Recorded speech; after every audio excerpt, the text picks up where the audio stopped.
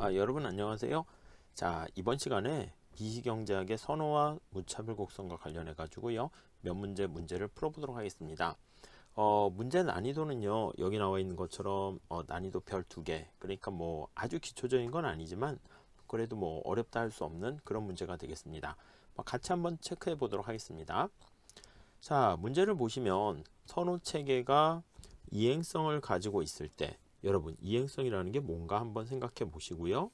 이행성이 생기게 되면 무차별 곡선은 교차할 수 없다. 제가 그렇게 수업 시간에 설명드렸거든요. 그걸 한번 살펴보도록 하겠습니다. 여러분 이행성이라는 게 뭐예요? 이행성? 이 선호에 관련된 공리가 있는데 완전성, 이행성, 단조성 등등 여러 가지가 있습니다. 그 중에 이행성이라는 것은 어떤 선호와 관련된 일관성을 나타낸다라고 보시면 되겠습니다. 자, 우리가 x를 y보다 더 좋아하고요. y를 z보다 더 좋아한다라고 하면은 그럼 당연히 x를 z보다 더 선호해야 된다는 게 바로 이행성입니다. 뭐 지극히 당연한 원리라는 거 알 수 있을 것입니다. 자, 이때 만약에 무차별 곡선이 교차할 수 없다라는 걸 설명하는 것인데 만약에 무차별 곡선이 교차하면 어떤 일이 발생하는가? 그걸 한번 생각해 보도록 하겠습니다. 자, 그래서 여기 무차별 곡선이 교차되는 것을 한번 생각을 한번 해볼게요. 자, 여기 x제가 있고 y제가 있다라고 합시다. 자, 어떤 하나의 무차별 곡선이 이런 식으로 파란 색깔의 무차별 곡선이 있다라고 할게요. 자, 그리고 그 다음에 또 빨간 색깔의 무차별 곡선이 이렇게 있다라고 한번 해봅시다. 네, 됐죠? 자, 그랬을 때 점을 한 3개 찍어 보도록 할게요. 여기가 알파고 여기가 베타고 여기가 감마라고 합시다. 자, 그러면 우리가 여기서 무엇을 알 수 있는가 라고 하면은 여기 나와 있는 무차별 곡선 A의 어떤 그 특성에서요. 무차별 곡선 상위선의 효용이 똑같잖아요. 그러니까 알파와 베타가 효용이 같습니다. 네, 선호가 똑같다는 거죠. 무차별 곡선 B에 의해서 우리가 알 수 있는 것은 알파와 감마가 선호가 똑같습니다. 자, 그러면 우리가 앞에서 얘기한 논리적인 전개에 따라서 알파가 베타랑 같고 그 다음에 여기 나와 있는 것처럼 알파랑 감마랑 같게 되면은 우리가 얻어낼 수 있는 결과는 뭡니까? 베타랑 감마가 같다. 이렇게 되는 걸 알 수 있어요. 자, 그런데 우리가 여기다 보조선을 한번 그려볼게요. 이렇게 보조선을 그려놨어요. 뭘 알 수 있죠? 예, 그렇습니다. 여기 보시면 베타가 감마랑 비교해 봤을 때 감마가 베타보다 x제랑 y제 모두 더 많이 더 있다는 거 알 수 있어요. 여기 보시면 x제가 더 많죠. 그리고 여기 보시면 y제도 더 많이 가지고 있습니다. 자, 우리가 x제랑 y제가 단조성이 성립한다라는 전제 하에서 물론 여기서 그런 걸 얘기하겠죠. 그래서 다다익선의 원리에 따라서 이걸 우리가 단조성이다 이렇게 얘기합니다. 단조성의 원리에 따라서 당연히 베타보다 감마가 좋다 이렇게 결론을 내릴 수가 있습니다. 자, 그러면 여기서 우리가 체크할 수 있는 것은 여기 나와 있는 것처럼 이행성의 원리가 되거든요. 이행성의 원리에 따라서 우리는 베타와 감마가 똑같고요. 그런데 여기 나와 있는 것처럼 단조성의 원리에 따라서는 여기 단조성이라고 그랬죠.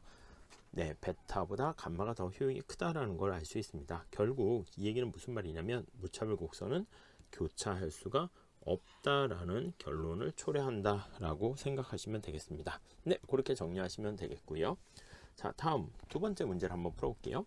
최 씨는 사과와 바나나 사이의 한계 대체율 거기 보시면 MRS가 지금 3이다 이렇게 되어 있습니다. MRS가 무슨 뜻인가를 좀 생각해 봐야 되고요. 그리고 사과와 바나나 사이의 가격 비율이 여기 보니까 4에서 2로 바뀌었대요. 자, 그랬을 때 이 사람의 어떤 한계 대체율에 어떤 영향을 미칠까? 그걸 살펴보는 것입니다. 여러분, 먼저 첫 번째 하셔야 될 게 뭐냐면 자, 우리 소비자의 합리적인 선택을 나타냅니다. 소비자의 선택을 나타낼 때는 어떤 목적식이 있고 제약식이 있습니다. 자, 목적식이라는 게 뭐예요? 네, 효용을 극대화하는 겁니다. 효용 함수가 바로 목적식이다 이렇게 보시면 되겠고요. 그 다음 제약식이 있습니다. 제약식이라는 것은 말 그대로 예산 제약식이다 이렇게 보시면 되겠죠. 자, 그랬을 때 우리가 체크하셔야 될 게 뭐가 있냐면 목적식이다 라고 하면 효용함수인데 이 효용함수는 x제랑 y제 두 개에서 나타내고요. 요거는 무차별 곡선으로 우리가 표현할 수 있습니다. 그래서 이 무차별 곡선 여기서 우리가 알 수 있는 게 효용함수를 무차별 곡선으로 나타낸 것이죠. 효용함수 이렇게요. 자, 그리고 여기 나와 있는 제약 조건이 뭐냐면 우리가 소득을 m이라고 그러면 px, x 더하기 py, y 이게 바로 우리가 예산선 이렇게 표현을 한다고요. 예산선의 기울기가 py분의 px죠. 자, 그러니까 여기서 우리가 그 MRS다라고 하면은 여기 나와 있는 무차별 곡선의 접선의 기울기를 MRS다 이걸 한마디로 표현하게 되는 겁니다. MRS XY. 자, 우리 한번 정리해 볼게요. MRS라는 것은 XY라는 것은 네, 이거 X제 한 단위 증가시키기 위해서 Y제 얼마나 포기하려고 하냐, 효용은 동일한데 이렇게 되는 거예요. 그래서 이걸 정리하면 MU Y분의 MU X, 관심사가 X제가 관심사가 된다라는 거 잘 염두에 두셔야 됩니다. 네, 요거 체크하시면 될 것 같습니다. 자, 그러니까 이걸 한마디로 얘기하면 Y를 기준했을 때 X제를 얼마나 소중히 생각하는가 이거예요. X제를 소중히 여기는 정도 이렇게 보시면 될 것 같습니다. 그러니까 여기 나와 있는 것처럼 MRS가 3이다라고 하면은 이게 무엇을 뜻합니까 하면 X제를 한 단위 얻기 위해서 Y제를 3개씩이나 포기할 생각이 있다는 겁니다. 그러니까 X제를 Y제보다 3배나 좋아한다 이런 뜻이죠. 이해가시죠? 자, 그런데 가격 비율이라 할 수 있는 여기 보시면 py분의 px다 라고 하면은요, 여기 한번 체크해 보도록 할게요. 요거 예산선 기울기를 나타냅니다. 그래서 예산선의 기울기는 무엇입니까 라고 하면은 요거 y로 정리하면 되죠. 마이너스 py분의 px 해가지고 소득 m을 py로 나눠줘야죠. 죄송합니다. py로 나눠주게 되는 것입니다. 이렇게요. 자, 그러면 여기에서 나타내는 요거 있죠. py분의 px. 요게 바로 그렇죠. 예산선의 기울기다 라고 생각하시면 되겠습니다. 요 예산선의 기울기를 나타내는 요거는 바로 뭐냐면 y제를 기준으로 했을 때 x제 상대 가격입니다. 그래서 내가 객관적으로 시장에서 결정된 가격이니까 객관적인 교환 비율이다 이렇게 얘기를 하는 것이죠. 네, 이해 가시죠? 자, 그래서 여기 보시면은 MRS의 개념은 지금 말씀드린 것처럼 x제를 내가 얼마나 소중히 여기는가 그 정도를 나타냅니다. 그런데 여기 나와 있는 PR분의 PX는 여기 보시면은 상대 가격 비율을 나타내는 것이기 때문에 이거는 예산선의 기울기고 객관적인 교환 비율이에요. 그래서 이 상대 가격이 문제에서 보시면은 4에서 2로 변화할지라도 이거는 주관적인 어떤 선호와 효용에는 아무런 영향이 없다라는 것을 알 수가 있을 겁니다. 네, 좀 잘 체크하시면 될 것 같습니다. 아셨죠? 자, 넘어가도록 하겠습니다. 별로 어려운 문제는 아니었고요. 자, 다음에 문제를 한번 보도록 할게요. 자, 저녁상을 받은 홍씨는 콩나물국이 나왔다라고 투덜거리고 있대요. 근데 이에 부인은 아니, 당신은 언제는 콩나물이 시원해서 좋다고 하더니 이제는 뭐 하는 얘기야? 왜 투덜거려? 이렇게 얘기를 하는 겁니다. 그래서 이 남자는 얘기하는 거죠. 아니, 내가 투덜거린 게 뭐 잘못은 아니고, 아니, 그래서 이 사람의 선호가 이렇게 옛날엔 좋다 읽다가 투덜거린 쪽으로 바뀌게 되었을 때 이 선호가 과연 이상한 것일까? 예, 그걸 물어보는 겁니다. 네, 그걸 한번 체크해 보도록 할게요. 이상한 것일까? 자, 우선 이상한 게 아닙니다. 어떻게 얘기할 수 있을까요? 네, 수평축에 우리가 관심을 갖고 한번 살펴보도록 할게요. 수평축을 우리가 관심사가 되는 x제 콩나물이라 합시다. 콩나물 이렇게요. 그리고 이거 y제는 기타 이렇게 있다라고 할게요. 자, 이 사람의 무차별 곡선의 형태가 어떻게 되어 있냐면 한계 효용이 체감하는 그런 형태로 되어 있다 합시다. 무차별 곡선이 이렇게 되어 있다라고 할게요. 이렇게. 자, 그러면 처음에는 이 사람이 콩나물을 조금 먹었을 때는 자, 얼마나 콩나물을 상대적인 다른 제와에 비해서 좋아하는가를 나타내는 게 여기에 접선의 기울기다라고 할 수 있죠. 이거 MRS라고 그랬잖아요. X, Y. 그러니까 이게 콩나물을 X제를 선호하는 정도예요. 근데 지금 콩나물이 얼마 없으니까 X제를 굉장히 좋아하다가 점차 콩나물을 많이 먹게 됩니다. 그러면 여기 보시면 무차별 곡선의 접선의 기울기인 MRS가 점차 작아지게 되는 걸 알 수 있습니다. MRS XY가 체감합니다. 그러니까 한계 효용이 체감하게 되면 한계 대체율이 체감하게 되면 이건 전혀 이상한 게 아닙니다. 무슨 말씀인지 아시겠죠? 여기서 충분히 결론적으로 설명이 가능하다. 이렇게 보시면 되겠습니다. 자, 다음 문제 한번 풀어볼게요. 자, 효용함수가 여기 보니까 두 개가 있습니다. 하나는 A의 효용함수는 이렇게 나와 있고요. 그 다음에 B의 효용함수는 이렇게 되어 있습니다. 자, 이렇게 두 효용함수가 서로 다른 선호 체계를 나타내는가? 그건데요. 아닙니다. 같다라는 거예요. 왜 그렇습니까? 라고 하면 우선 첫 번째 A의 효용이 어떻게 되어 있냐면 3xy가 돼요. 이거를 우리가 전체 A라고 할게요. A라고 하면은 겹치니까 다른 거라고 합시다. 뭐 K라고 합시다. K라고 할게요. K 이렇게 됐다 합시다. 자, 그런데 B의 효용함수는 어떻게 되어 있습니까? 하면은 9x의 제곱 y의 제곱 플러스 5니까 요거는 3xy의 제곱에다가 5 이렇게 됐잖아요. 그럼 이거는 k의 제곱 플러스 5예요. 그러니까 우리가 기본 강의에서 말씀 늘 드리는 것처럼 어떤 사람의 효용함수를 제곱하거나 아니면 루트를 씌우거나 더하거나 이동시키거나 더하기 빼기를 하더라도 네, 그거는 동일한 효용을 나타냅니다. 그래서 단조 변화를 시킨다라고 제가 말씀을 드렸죠. 네, 그래서 이런 단조 증가 변화를 시킨다라고 하면은 이거는 동일한 효용함수를 나타낸다라고 보시면 돼요. 우리가 이제 효용함수의 그 값이 중요한 게 아니라 서수적인 순서를 중시 여기는 측면에서 서수적인 측면을 나타내는 무차별 곡선 측면에서는 동일하다. 네, 이렇게 보시면 될 것 같습니다. 네, 그 정도 정리하시고요. 자, 다음에 5번 문제 좀 볼게요. 자, 여기 보니까 어떤 사람의 효용함수가 이렇게 생겼습니다.